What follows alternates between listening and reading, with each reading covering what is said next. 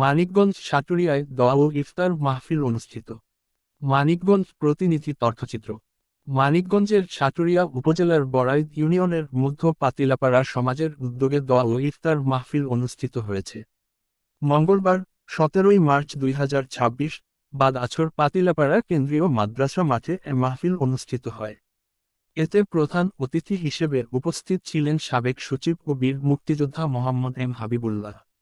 মাহফিলে প্রায় ২০০০ রোজাদারের মাঝে ইফতার বিতরণ করা হয়।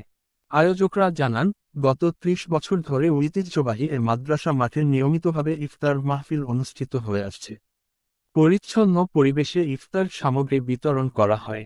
এলাকার গরিব দুঃখী মানুষ, নারী পুরুষ ও শিশুসহ সর্বস্তরের জনগণ এতে অংশগ্রহণ করেন এবং ইফতার পেয়ে সন্তোষ প্রকাশ করেন।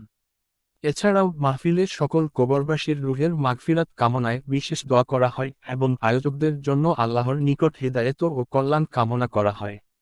অনুষ্ঠানে বিভিন্ন গণমাধ্যম কর্মীসহ এলাকার গণ্যমান্য ব্যক্তিবর্গ উপস্থিত ছিলেন।